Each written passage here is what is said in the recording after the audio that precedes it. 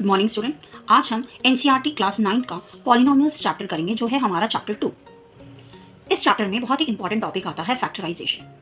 Factorisation के बहुत अलग अलग मेथड्स हैं, जिसमें से एक मेथड है by taking out the common factor. इस मेथड में जैसे कि फॉर एग्जाम्पल हमें ये एक्सप्रेशन दे रखा है इन विच 5xy माइनस 20xy है।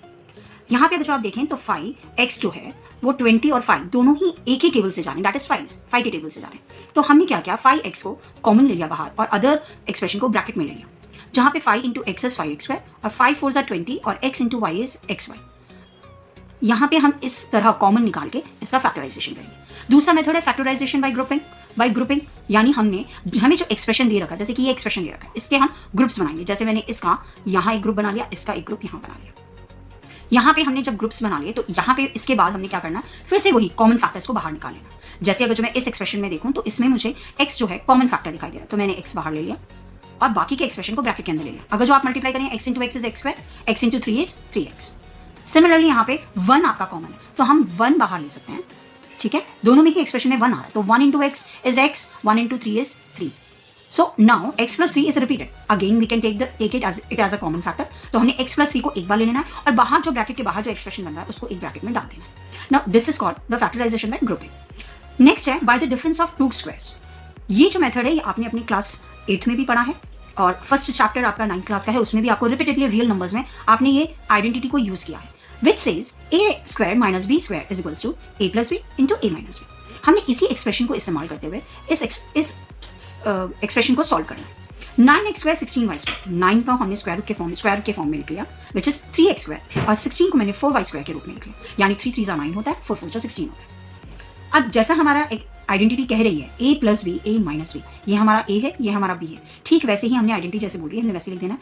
a और b को प्लस में लिखना है, which is 3x plus 4y, और सेकेंड टाइम हमने उसे माइनस में लिखना है, which is 3x minus 4y। This is the third method of doing factorisation. Fourth method factorisation का है splitting the middle term. Splitting the middle term का मतलब ये, जैसे कि नाम बोल रहा है वैसे ही हमने काम करना है इसमें, यानी हमने मिडिल टर्म को स्प्लिट करना है और फिर उसको फैक्टराइज करना है। इस मेथड में हम एक्सप्रेशन में दिए गए फर्स्ट नंबर और लास्ट नंबर को मल्टीप्लाई करते हैं। यहाँ पे इसका कोएफिशिएंट 1 है। जब कोई भी अगर जो एक्सप्रेशन में कोएफिशिएंट कुछ नहीं दे रखा होता, हम उसे बाय डिफॉल्ट 1 ही मानते हैं। सो इसका x स्क्वायर का कोएफिशिएंट 1 है और लास्ट टर्म है हमारी 18। हम इन दोनों नंबर्स को मल्टीप्लाई कर लेंगे, विच इज 18 इंटू 1 इज 18। हम इसके फैक्टर्स निकालेंगे। अगर जो आपको फैक्टर्स निकालने में दिक्कत होती है तो हम लोग इसका एलसीएम ले सकते हैं। अब 18 का एलसीएम लेंगे, 2 9 ज़ा 18, 3 3 ज़ा 9 एंड 3 1 ज़ा 3। हमने इन्हीं नंबर्स को इस्तेमाल करते हुए इसके ऐसे कॉम्बिनेशन बनाने हैं जिससे कि मुझे 18 आ जाए, यानी 3 3 ज़ा 9 एंड 9 प्लस 2 इज 18। एक कॉम्बिनेशन तो यही हो गया, 9 2 ज़ा 18। एक हो गया 2 3 ज़ा 6, 6 3 ज़ा 18। एक कॉम्बिनेशन ये हो गया। अब दोनों ही कॉम्बिनेशन में देखें तो हमको 18 आ रहा है, लेकिन हमने उस कॉम्बिनेशन को यूज करना है जिन दो नंबर्स को हमें या फिर प्लस करके या माइनस करके हमें मिडिल टर्म का नंबर मिल जाए। हमारा मिडिल टर्म है 9, तो मुझे ऐसे दो नंबर्स को यूज करना है जिसको प्लस या माइनस करके, either of the one operation, या तो हम प्लस करेंगे या फिर हम माइनस करेंगे, दोनों में से कोई एक काम करके मुझे मिडिल टर्म 9 आ जाए। यहाँ पे मुझे 6 इंटू 3 सबसे सूटेबल लग रहा है, तो let us do the sum now. 6 और 3 को इस्तेमाल कैसे करेंगे, x square plus 6x plus 3x, 6 plus 3 is 9x plus 18। अब जैसे कि हमने पहले मेथड्स में पढ़ा, हम कॉमन फैक्टर्स निकालेंगे। हमने कॉमन्स निकालना शुरू कर देना इसमें। इस फर्स्ट 2 टर्म्स में अगर जो हम देखें तो इसमें कॉमन फैक्टर क्या है, x कॉमन है। दोनों ही नंबर्स में x आ रहा है, तो मैंने x बाहर ले लेना है और x एक अंदर ले लेना है। देन व्हाट इज लेफ्ट, 6 को मैं कितने से मल्टीप्लाई करूं तो मुझे 6x आ जाए, इट इज 6। तो x into 6 is 6x plus, similarly हमने इसी तरह से नेक्स्ट टर्म करना है। अगर जो मैं सेम टर्म मुझे यहाँ पे रिपीट होगा तो मैं एक शॉर्टकट ये भी है कि अगर जो टर्म मुझे यहाँ आ रहा है वही टर्म मुझे नेक्स्ट में भी मोस्ट ऑफ द टाइम आता है। We can write it in the same way कि जो 6x प्लस 6 यहाँ लिखा है वही टर्म यहाँ पे लिख लो। Now start multiplying. x को मैं कितने से मल्टीप्लाई करूँ जो मुझे 3x आ जाए, it is 3। 3 into x is 3x and 3 into 6 is 18। So we have got the factors. Now these two terms are same, similar, ये दोनों सेम टर्म्स हैं, तो इनसे हम एक ही टर्म लेंगे और जो बाहर में जो टर्म लिखी हुई है उसको हम एक ब्रैकेट में लिख देंगे। Now these are the factors of the given expression. ये हमें जो एक्सप्रेशन दे रखा है ये उसका एक फैक्टर है, या यूं कह लो हम इन्हें जीरोज ऑफ द पॉलिनोमियल भी कहते हैं। ये हमारे जीरोज ऑफ द पॉलिनोमियल्स जो हमें गिवन पॉलिनोमियल दे रखा है, उस एक्सप्रेशन को हमने मिडिल टर्म को स्प्लिट करके इस तरह से फैक्टराइज किया। Let us see the next example. x square plus 5x minus 24। As I said कि हम फर्स्ट एक्सप्रेशन और लास्ट वाले नंबर को मल्टीप्लाई कर देते हैं। एक्सप्रेशन में दिया हुआ फर्स्ट कोएफिशिएंट और लास्ट का जो नंबर है उन दोनों को मल्टीप्लाई कर देंगे। अगेन यहाँ पे कुछ नहीं है तो हम बाय डिफॉल्ट इसे 1 मानेंगे। 1 into 24 is 24. Now again we'll take the LCM of 24.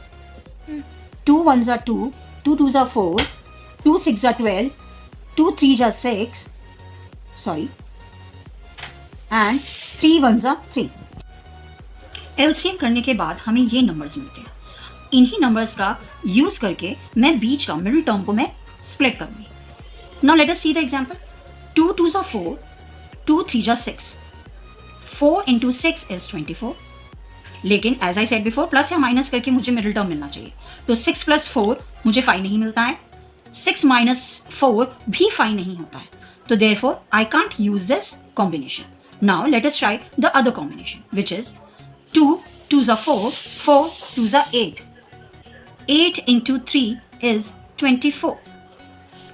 अब इस कॉम्बिनेशन में 8 और 3 को अगर जो मैं प्लस कर दूं तो मुझे 11 मिल रहा है, लेकिन 8 और 3 को अगर जो मैं सब्ट्रैक्ट करूं या माइनस कर दूं तो मुझे मिलता है 5। Bingo. Now this comes the middle term which I need. यानी मुझे 8 और 3 का अगर जो मैं माइनस करूं, इस कॉम्बिनेशन को माइनस करूं तो मुझे मिडिल टर्म स्प्लिट होता हुआ दिखाई दे रहा है। Then I am going to use these two numbers. Let us use x square plus 8x minus 3x, because plus into minus is minus, hence 8 को जब हम 3 से माइनस करेंगे we will get 5x. Last का term हम ऐसे ही लिख देंगे। Now as I said before, we'll take out the commons. हम इनके कॉमन्स निकालेंगे, कॉमन फैक्टर्स निकालेंगे। यहाँ पे कॉमन फैक्टर क्या है? x है, तो मैंने x को बाहर और एक ब्रैकेट ओपन कर लिया। अब हम मल्टीप्लाई करना शुरू करेंगे। x into x is x square plus x into 8 is 8x. Now next term, 3 into x is 3x and 3 8s are 24. Can you see now? ये दोनों ब्रैकेट के जो नंबर्स हैं वो बिल्कुल सेम है। ये दोनों टर्म्स एकदम सेम है। नाउ इन दो सेम टर्म्स का मैंने एक ही टर्म लेना है विच इज x plus 8, और जो ब्रैकेट के बाहर लिखा हुआ है वो मैंने अनदर ब्रैकेट में ले लेना है which is x minus 3. This is the way of splitting the middle term and doing the factorization and getting zeros of the polynomial. आइए अब थर्ड एग्जाम्पल पढ़ते हैं जिसमें √3x² प्लस 11x प्लस 6√3 दे रखा है। हमें अपने रियल नंबर्स के जितने भी मल्टीप्लिकेशन के हमें तरीके सिखाए हैं उन सभी का इस्तेमाल करना है। इसमें कोशिश यही करनी है उनका इस्तेमाल करते हुए हम यहाँ पे फैक्टराइज करें। Now as I said before, हम फर्स्ट टर्म और लास्ट टर्म को मल्टीप्लाई करते हैं। अगर जो मैं इन दोनों टर्म्स को मल्टीप्लाई करूँ तो मुझे क्या आंसर मिलेगा? 6√3 को अगर जो मैं √3 से मल्टीप्लाई करूँ तो what will I get? 6 1 6 and √3 का स्क्वायर। स्क्वायर से हम रूट कैंसिल कर देते हैं। What is left now? 6 multiply by 3 which is 6 3 is 18. So I get 18. अब 18 का हमने स्प्लिट करना है, इसके फैक्टर्स निकालने हैं और फिर मुझे स्प्लिटिंग मिडिल टर्म का नंबर्स हम लोग निकाल लेंगे which will use to find the factors. So 18 का यहाँ पे मैंने एलसीएम ऑलरेडी फर्स्ट क्वेश्चन में भी हमने निकाला था। We get 9 and 2 and 6 and 3. As I said हमने कॉम्बिनेशन वो यूज करना है जो प्लस या माइनस करके मुझे 11 दे दे। तो यहाँ पे आप अगर जो देखें 9 और 2 को अगर जो मैं प्लस कर दूं तो मुझे 11 आ जाएगा, और 9 और 2 को मल्टीप्लाई करें तो 18 आ जाएगा। So we can use these two combination. Let us solve the problem now. √3x² को हम ऐसे ही लिखेंगे और सबसे पहले मिडिल टर्म को स्प्लिट करेंगे। What is 9x plus 2x? 9 plus 2 is 11. So we get 9 and 2 as the split of 11 plus 6 √3 as it is लिख लेंगे। अब हमने इनके कॉमन फैक्टर्स निकालने। सबसे पहले कॉमन हमको x तो डेफिनेटली दिख रहा है, but what about the √3 and 9? Again I said जिस तरह से हम लोगों ने इस सिचुएशन को हैंडल किया ना, मल्टीप्लाई करके रूट को कैंसिल करके, ठीक यही कॉन्सेप्ट हमने यहाँ पे भी यूज करना है। अब यहाँ पे अगर जो मैं √3 को कॉमन ले लूँ, √3 को कॉमन ले लें तो क्या होगा? √3 into x and multiply by x is √3x². But how I'll get 9x?